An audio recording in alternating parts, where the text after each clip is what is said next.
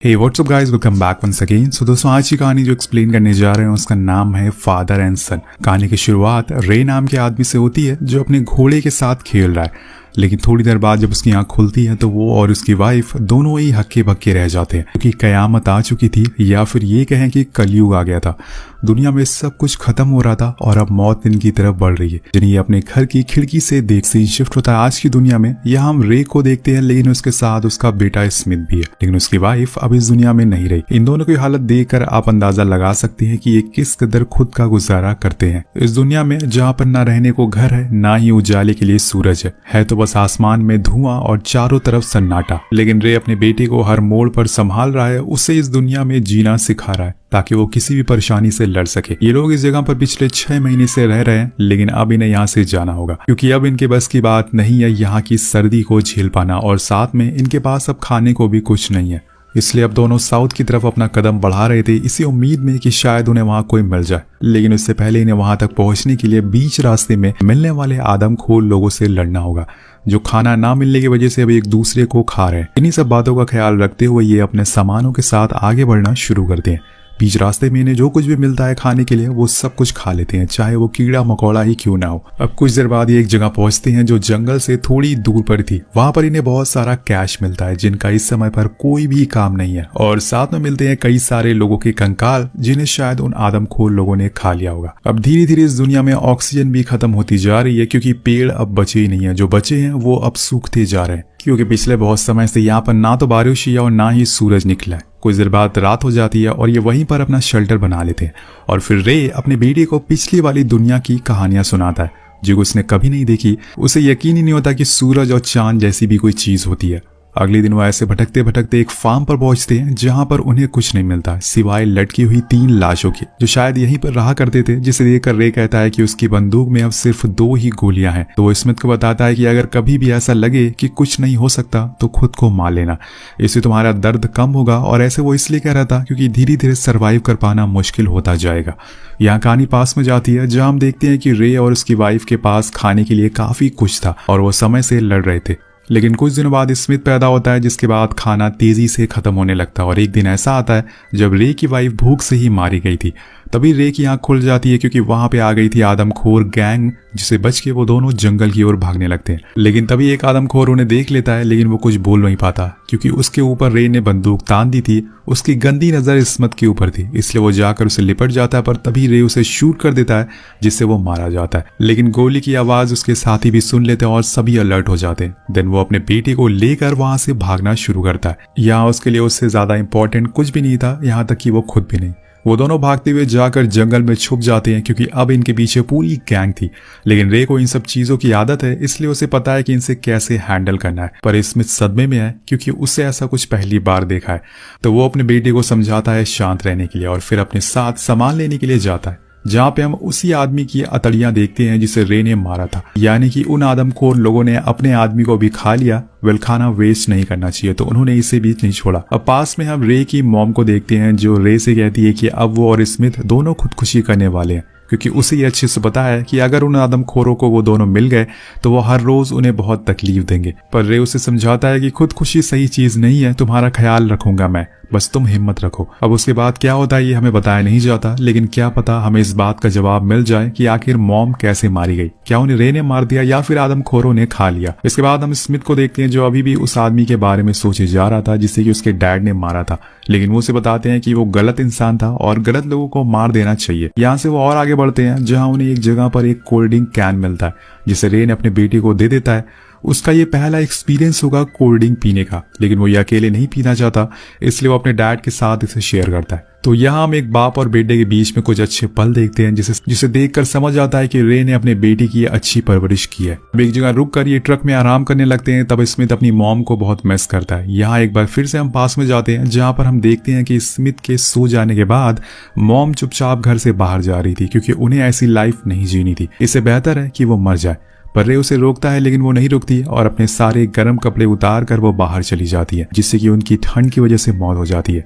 तो कुछ इस तरह से थी मॉम की कहानी, जिन्हें रे ने नहीं मारा बल्कि वो तो उनकी खुद की चॉइस थी। लेकिन यहाँ पर आज भी वो उसे मिस करता है और आज भी उसके पर्स में उसकी फोटो है। उसके लिए उसने खुद को और अपने बेटे को जिंदा रखा है। अब आगे चलने पर उन्हें एक झरना मिलता है जिसे देखकर स्मिथ बहुत ही खुश था, क्योंकि उसने वाटरफॉल पहली बार देखा था। दोनों उसमें नहाते हैं और यहाँ से वो और आगे बढ़ते हैं। बार एस4 OTT ऐप को जरूर चेक करिएगा, जिस पर आपको अलग अलग तरह की शॉर्ट फिल्में, बहुत ही अमेजिंग शॉर्ट फिल्में मिल जाएंगी। लिंक आपको नीचे मिल जाएगा, एक बार जाकर जरूर चेक करिएगा। अब उन्हें एक घर मिलता है जिसके अंदर जाने पर रे को पता चल जाता है कि यहाँ शायद कोई रहता है, लेकिन इतना तो पक्का है कि कोई अच्छा इंसान नहीं होगा, क्योंकि वहां पर बहुत सारी इंसानों की चीज पड़ी हुई थी। उसी दौरान उसे फ्लोर पर डोर मिलता है, जिसे खोलकर वो दोनों नीचे जाते हैं, जहां पर काफी अंधेरा था। वो लाइटर जलाते हुए आगे बढ़ते हैं, लेकिन वहां जो वो देखते हैं तो उनकी आंखें फटी ही फटी रह जाती है। वहां असल में कई लोग मौजूद थे जिनके हाथ पैर कटे हुए थे, और वो रे को देखकर उसे जान की भीख मांगते हैं, लेकिन वो खुद की जान बचाकर ऊपर आ जाता है। और तब तक वो आदमखोर लोग भी वहां पर आ चुके थे,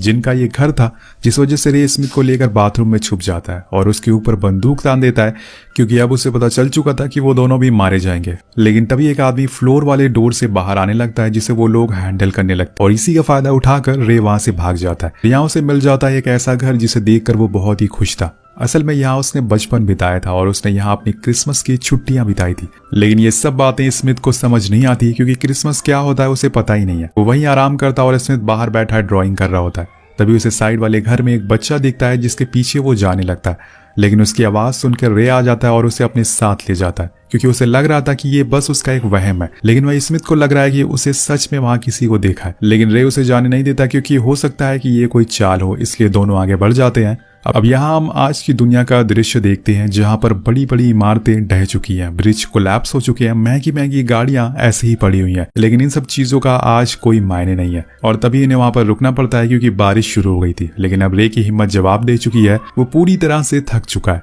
ऊपर से दोनों एक हफ्ते से भूखे हैं और इन्हें अब जल्दी ही कुछ खाना होगा, तो इन्हें जितनी जल्दी हो सके खाना ढूंढना होगा, सबसे पहले जो शायद किसी घर में मिल जाए। तो अब ये पहुंच जाते हैं एक और घर में, जहां पर उन्हें कुछ वैसा ही पियानो दिखता है जैसे कि उसकी वाइफ के पास था, और इसे देखकर फिर से वो अपनी वाइफ की यादों में खो जाता है, और यही बात रे स्मिथ को भी बताता है। अब बेडरूम में जाने पर उन्हें एक बच्चे का कंकाल मिलता है, जिसे रे देखकर डर जाता है। लेकिन इस पूरे घर को देखकर न जाने क्यों रे को अपनी वाइफ की याद आने लगती है, जब वो खुश थे, और ये सब सोचकर वो रोने लगता है, क्योंकि अब उसे पता चल चुका था कि शायद उसे कुछ हो गया है जिससे वो ठीक नहीं कर सकता। मे बी किसी तरह की बीमारी जो थोड़ी ही दिनों में उसे खत्म कर देगी।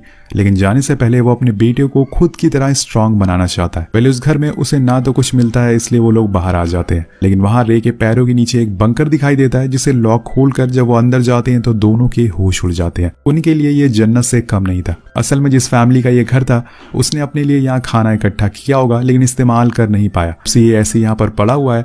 अब दोनों ही भरपेट खाना खाते हैं, क्योंकि ये हफ्तों से भूखे थे, और ये सीन देखकर हमें आइडिया हो जाता है कि खाने की असली वैल्यू क्या है। यहाँ स्मिथ के चेहरे पर एक अलग ही स्माइल थी, जैसे कि वो अब संतुष्ट हो चुका है और अब उसे खुशी मिल रही है। वहीं रे को अपने बेटे को देखकर मन ही मन खुश होता जा रहा है, क्योंकि अब उनके लिए मुसीबतें तो कम हुई है, जो कि थी खाना। उसके बाद वो दोनों घर में जाकर फ्रेश होते हैं और दोबारा से आकर डिनर करते हैं। लेकिन तभी उन्हें ऊपर किसी की चलने की आहट सुनाई देती है। तो आपको इतना समझ आ गया होगा कि ये जगह इतनी भी सेफ नहीं है। अगर यहाँ रहना खुद का गुजारा हो सकता तो पहले जो लोग रह रहे होते वो अभी तक जिंदा होते। ये बात रे को समझ आ जाती है, इसलिए वो सही मौका देखकर वहां से कुछ खाने पीने का सामान लेकर निकल जाता है, क्योंकि उसे खाने से ज्यादा अपनी बेटी की फिक्र थी। अब चलते चलते उन्हें एक बूढ़ा आदमी मिलता है, जो कोई आदमखोर नहीं बल्कि एक नॉर्मल इंसान था, उसे कम दिखाई देता था। स्मिथ को उस पर दया आ जाती, इसलिए वो अपने डैड से उसे खाना देने को कहता है। पर रे को ये बात अच्छे से पता थी कि अगर वो ऐसे ही खाना सबको बांटता रहा तो वो खुद भी भूखे रह जाएंगे।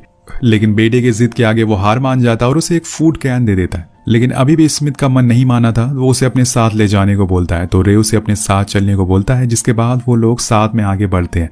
उस छोटे बच्चे को उस बूढ़े आदमी में यानी कि एली में अपने दादाजी दिखाई दे रहे थे, इसलिए वो उनका हाथ पकड़कर आगे बढ़ता जा रहा था। रात होने पे वो लोग एक साथ डिनर करते हैं और तब एली बताता है कि उसका भी एक बेटा था, लेकिन वो अब नहीं रहा। उसने नेचर के साथ बहुत मजाक किया, जिससे कि एक दिन वो खुद नेचर में कहीं समा गया। एली उन दोनों को बहुत सी बातें बताता है जो शायद रे को काफी अच्छे से समझ आ रही थी।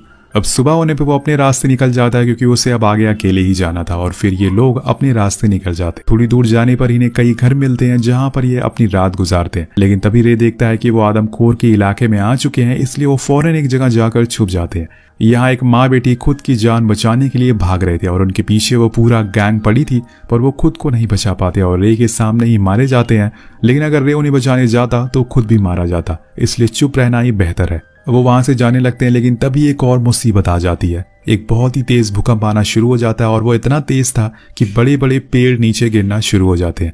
इसमें रे को काफी चोट भी आती है, लेकिन वो जैसे तैसे करके वहां से भाग जाता है। अब रात को एक चर्च में गुजारा करते हैं, लेकिन जब स्मिथ की सुबह आँख खुलती है तो वो देखता है कि उसके डैड को खून की उल्टियां हो रही है और वो दर्द की वजह से अकेले बैठे हुए हैं। तो वो जाकर उनसे पूछता है कि क्या हुआ है आपको। कुछ नहीं बताता और आगे बढ़ने को बोलता है। उनके पास एक मैप भी है जिसकी मदद से वो आगे बढ़ रहे हैं। अब उन्हें उस मैप में समुंदर दिखाई देता है, जहां पर रे का मानना था कि उन्हें कुछ काम की चीज मिल सकती है। तो वो दोनों सी की तरफ बढ़ना शुरू करते हैं और कुछ ही देर में वहां पहुंच जाते हैं। लेकिन अब वो समुंदर भी जमीन जैसा ही हो चुका है। उसका पानी बिल्कुल काला हो चुका है और किनारे पर बहुत सारा मलबा पड़ा हुआ है। लेकिन ये अब वापस तो नहीं जा सकते, ये आज रात यहीं गुजारेंगे। और यहाँ स्मिथ की तबीयत और बिगड़ने लगती है।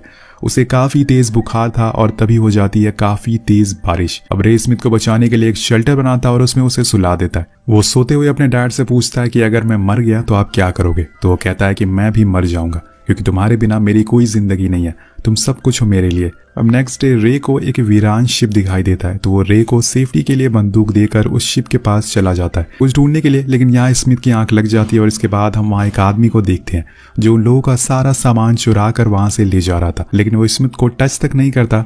अब जब रे लौट कर आता है तो वो देखता है कि उनका सारा सामान चोरी हुआ है। वो स्मिथ उससे माफी मांगता है, लेकिन वो उसे कुछ नहीं कहता क्योंकि वो तो सही सलामत था। उन्हें लगता है कि शायद वो एली होगा जो यहाँ पर आया था, इसलिए वो उसे ढूंढने के लिए निकल जाते हैं।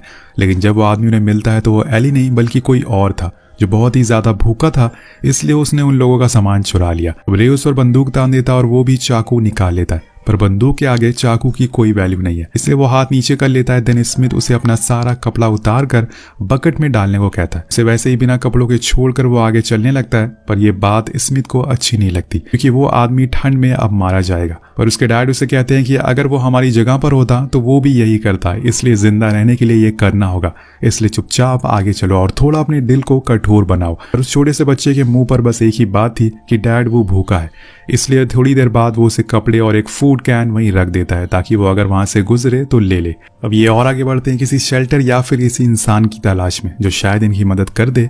पर एक टाउन पर पहुंचने पर रे को एक एरो आकर लगती है जो कि एक विंडो से चलाई गई थी। उस पर फ्लेयर चला देता है, लेकिन जब वो उस घर में जाता है तो देखता है कि बूढ़ी लेडी बैठकर रो रही है क्योंकि उसका हस्बैंड उस फ्लेयर की वजह से मारा गया था। उन्हें लगा कि ये दोनों उन्हें फॉलो कर रहे हैं, इसलिए उन्होंने ऐसा किया, पर सच्चाई तो कुछ और ही थी। लेकिन इस बात से रे को कुछ फर्क नहीं पड़ता क्योंकि गलती तो उन्हीं की थी। अगर वो उन्हें पहले सही से देख लेते तो शायद आज वो जिंदा होता। इस दुनिया में हर कोई एक दूसरे की जान का प्यासा बन चुका है।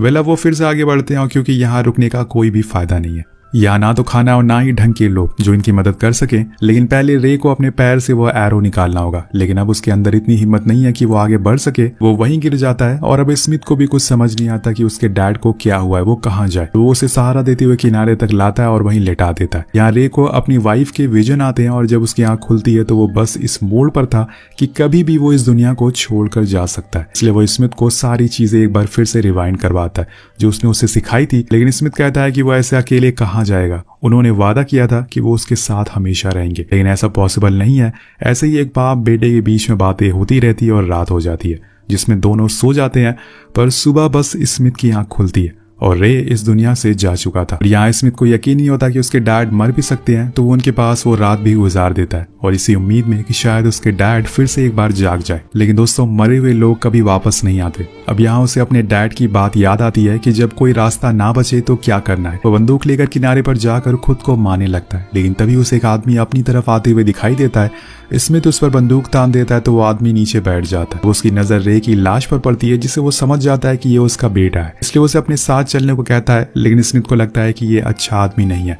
क्या पता वो भी इंसानों को खाता हो। लेकिन वो बताता है कि उसका भी एक परिवार है जिसमें उसके 2 बच्चे भी हैं। अब स्मिथ को यकीन होता है और वो एक आखिरी बार अपने डैड के पास जाकर उनसे वादा करता है कि आपने जो कुछ भी मुझे सिखाया है मैं वो हमेशा याद रखूंगा और आप हमेशा मेरे साथ रहोगे, मैं आपसे बातें करता रहूंगा। इसके बाद वो पीछे मुड़ता है तो यहाँ हम उस आदमी की पूरी फैमिली को देखते हैं। अब वो लेडी स्मिथ से कहती है कि तुम्हें पता है हम तुम्हारे पीछे ही थे और तुम्हें देखकर मैं बहुत ही ज्यादा खुश हूँ, लेकिन अब तुम हमारे साथ चलो, तुम्हें एक चिंता करने की कोई जरूरत नहीं है। स्मिथ ये सुनकर रोने लगता है क्योंकि उसे हमेशा से एक माँ की जरूरत थी और आज वो मिल गई। यानी कि दुनिया में चाहे कितनी भी बुराई क्यों ना आ जाए, इस दुनिया में अच्छाई कहीं ना कहीं जिंदा जरूर रहती है। और ये बात उस आदमी और उसके परिवार ने साबित कर दिया स्मिथ की मदद करके। जिसके साथ ये कहानी यही खत्म हो जाती है। आपको ये अमेजिंग कहानी कैसी लगी नीचे कमेंट करके जरूर बताएगा। वेल, अगर आप ऐसी दुनिया में फंस जाते हैं तो क्या करेंगे, ये